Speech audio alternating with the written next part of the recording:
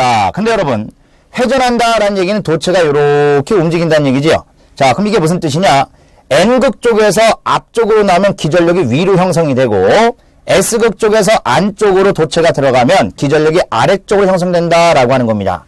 자, 근데 회전한다는 얘기는 이 도체가 이렇게 돈다는 얘기겠죠.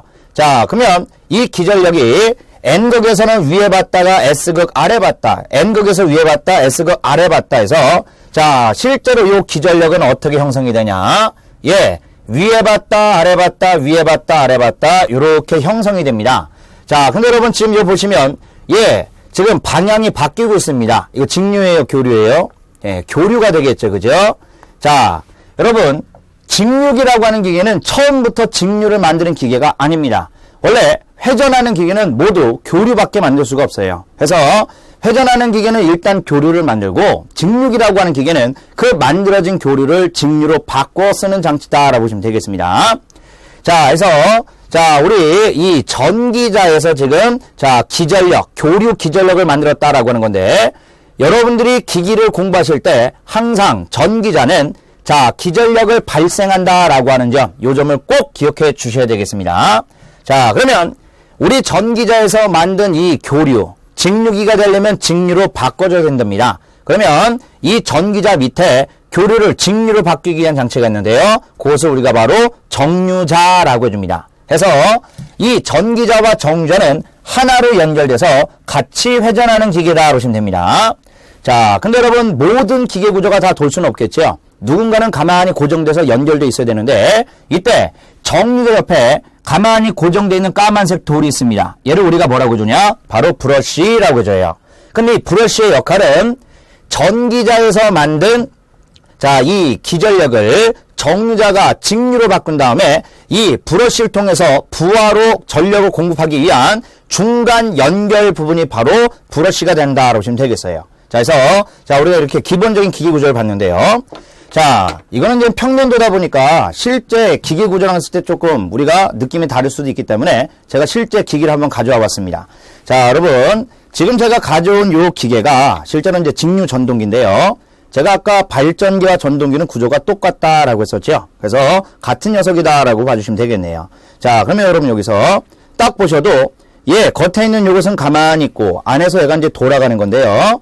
바깥에 가만히 있는 거를 우리가 구조상 고정자, 그 다음에 안에서 돌아가는 것을 우리가 구조상 자, 회전자라고 줍니다. 자, 그러시면 예, 고정자에 해당되는 요 모양을 보셨을 때, 자, 여기에 주황색 모양으로 이렇게 구리선 감아놓은 거 보이십니까? 여기 이렇게 우리 이제 권선이 실제로 이렇게 감기는 건데요. 자, 그러면 여기에 권선이 감겨져 있고 여기에 두 개의 선이 나와 있죠. 그럼 여기다가 우리가 전원을 공급해 주시면 이 권선에서 N극, S극 자석의 힘이 형성이 됩니다. 바로 요게 바로 계자 부분이다 보시면 돼요. 계자. 자, 근데 여러분 이 계자다라고 하는 얘, 이 자석에 미치는 공간 안에 자, 얘가 들어가서 회전하게 되겠는데요. 자, 이때 요 회전하는 부분, 자, 여기에서 여기 또 빨간색 이렇게 권선이 감겨져 있는 거 보이십니까? 자, 바로 여기가요.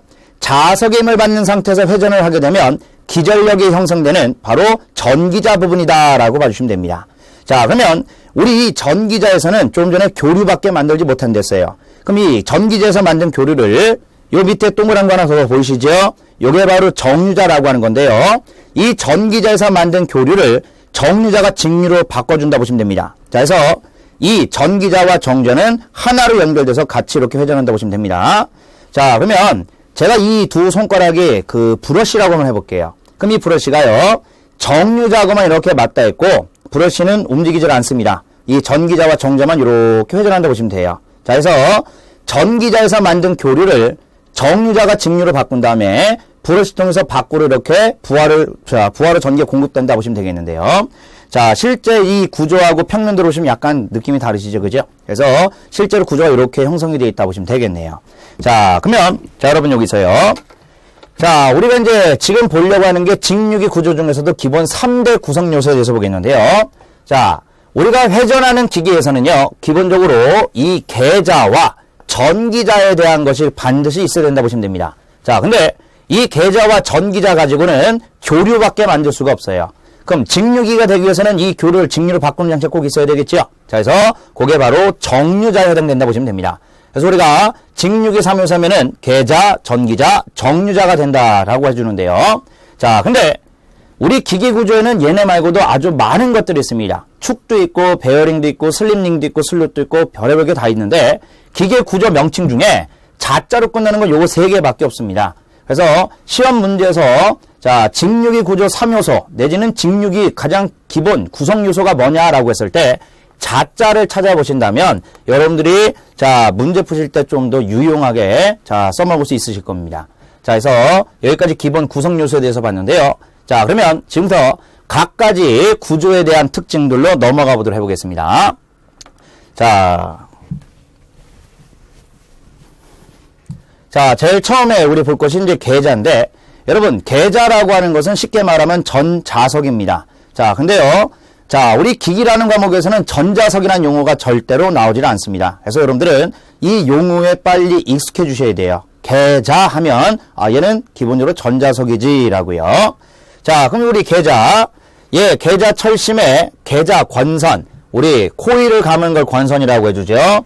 이 권선을 감아서 계자 전류를 흘리면 계자 극면에서 주자속, 자, 자속이 발생하는데, 우리가 이 자속이라고 하는 거 쉽게 얘기해서 자석의 힘이라고 봐주시면 됩니다. 자석의 힘.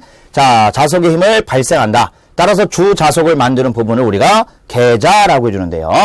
자, 근데 여러분, 이런 계자에 대한 이런 내용들은 시험에 출제되지 않습니다. 워낙 기본적인 거기 때문에 시험 출제자도 얘가 이거를 모르고 시험은 보진 않겠지라고 생각하는 가장 기본이라고 보시면 돼요. 그래서 여러분들도 당연히 기본이라고 생각해주고 알고 계셔야 되겠고요. 그럼 계자 관련돼서 시험에 문제가 나온다면, 자, 어떤 점이 있냐면요.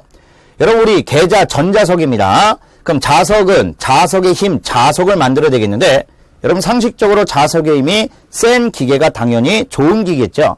그럼 여러분 자석의 힘이 세려면 전자석인 경우 전류가 뭐여야 되겠습니까? 많이 흘러야 되겠네요. 그럼 전류가 흐르려면 저항은 뭐여야 되겠어요? 작아야 되겠죠. 그죠? 자, 그래서 우리가 계자 같은 경우에는 저항이 아주 작을수록 좋다라고 해주는데요. 이때 저항이 0인 물체를 우리가 뭐라고 해주냐? 초전도체라고 해줘요. 그러면 시험 문제에서 초전도체를 재료로 쓰는 부분이 어디냐라고 물어보면 여러분들 누구 찾으면 되겠어요? 바로 계자를 찾으시면 된다라고 하는 점. 그래서 저렇게 계시는데, 요게 이제 시험에 나온 적은 있지만 그렇게 중요한 부분은 아니었었고요. 저런 내용들도 있구나라고 여러분들이 참고로 봐주시면 되겠습니다. 자, 그러면 계자에 대해서는 요만큼만 보도록 하겠고요. 자, 다음으로 이제 전기자에 대해서 봐보겠습니다. 여러분들 우리 전기자라고 하는 거, 자, 우리가 이제 조금 전에 설명드렸을 때는 바로 기전력을 발생하는 부분입니다라고 하는 거 이게 되게 중요하다고 했었는데, 자, 근데 이거를 실제 아까 보여드렸던 기계 갖고 다시 한번 설명드릴게요.